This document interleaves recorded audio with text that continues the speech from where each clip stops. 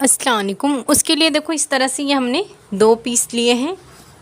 इसकी चौड़ाई हमने लिए हैं 6 इंच और इसकी लंबाई हमने लिए हैं 10.5 इंच। ये देखो इस तरह से ये मैंने लेगिस में से दोनों कटिंग की। ये देखो ये स्ट्रेचेबल है जो हमने लिए हैं। और ये पीस देखो मैंने इस तरह से ये टी शर्ट में से कट की हूँ। आप चाहे तो इसमें टॉवल का भी इस्तेमाल कर सकते हैं। सॉफ्ट अगर पुराना स्वेटर वगैरह है तो आप उसका भी इस्तेमाल कर सकते हो। सबसे पहले हम इस तरह से इसे क्रॉस में स्टिचिंग कर लेंगे। ये देखो इस तरह से ये हमने स्टिच कर लिए हैं। अब हम अपना पाँव इस तरह से रखेंगे और इस तरह से बराबर बीच में रखेंगे और ये जो हमारा निशान है उससे इस तरह से ये पूरा निशान लगा देंगे। इस तरह से पूरा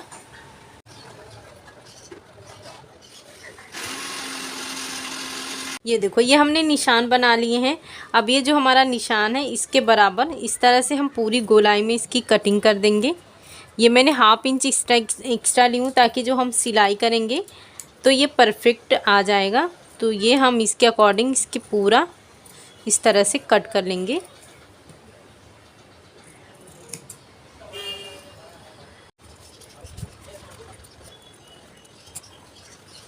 तो इस तरह से ये हमारी कटिंग हो गई है। अब हम जो दूसरा वाला पीस लेंगे वो हमारी इस तरह से लंबाई वाला लेंगे। देखो ये 10 इंच है और ऊपर की गोलाई हम ये वाला हिस्सा इस तरह से रखकर यहाँ से लेंगे। ये थोड़ा सा लूज़ लेंगे ताकि जो फिटिंग में ज़्यादा फिटिंग ना आए।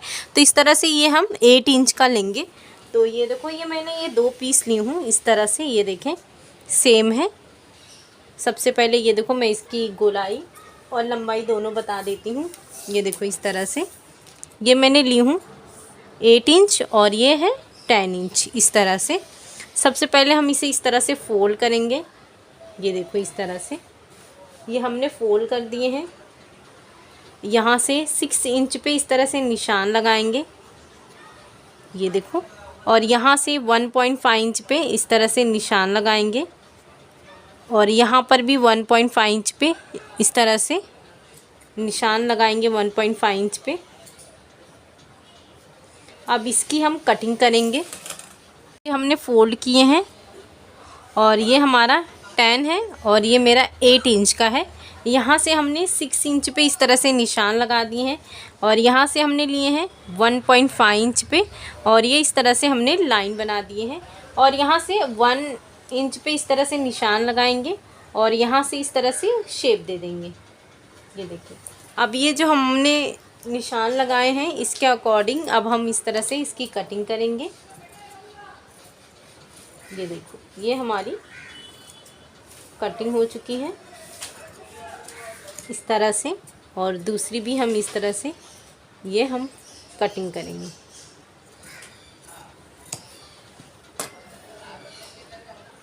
ये देखो इस तरह से ही हमारी कटिंग हो गई है। सबसे पहले हम यहाँ से लेकर यहाँ तक स्टिच करेंगे।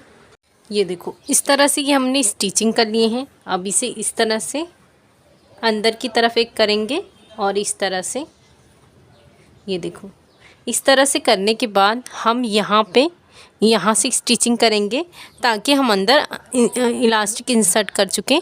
तो जितनी चौड़ी आप इलास्टिक इस्तेमाल करना चाहते हैं उतने से स्टिचिंग करें।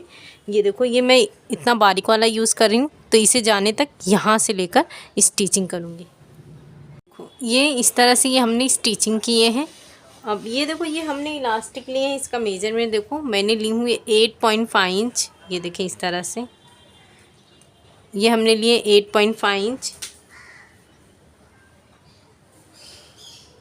देखो मैं इसकी मदद से इसके अंदर इलास्टिक इंसर्ट कर रही हूँ। आप चाहें तो आप सेफ्टी पिन की मदद से भी कर सकते हैं। ये देखो इस तरह से यहाँ से इस तरह से रखने के बाद यहाँ से निकाल लेंगे।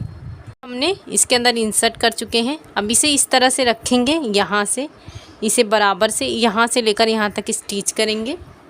इस तरह से ये हमने स्टिचिंग कर लिए हैं। अब इसे बराबर करेंगे इस तरह से। इसे बराबर रखने के बाद यहाँ पे इस तरह से एक निशान लगा देंगे। अब हम जो स्टिच किए हैं ये देखो इस तरह से यहाँ पे रखेंगे और यहाँ से इसे यहाँ से इस तरह से बराबर करके ये पूरी स्टिचिंग करेंगे। देखो इस तरह से हमने पूरी गोलाई में इसकी स्टिच कर लिए हैं। अब इस तरह से इसको सीधा करेंगे। ये देखो इस तरह से इसे ये बराबर करेंगे जिस तरह से ये हमारा शेप है। ये देखिए इस तरह से बहुत ही परफेक्ट ये हमारा बन के रेडी हुआ है। ये देखो ये नीचे की तरफ है, ये ऊपर से इस तरह से, इसी तरह से हमने ये देखें इस तरह से ये हमने दूसरा पीस भी रेडी कर लिए हैं। ये देखें, तो आप इसे ज़रूर बनाएं इस सर्दियों में। शुक्रिया, अल्लाह हाफिज़।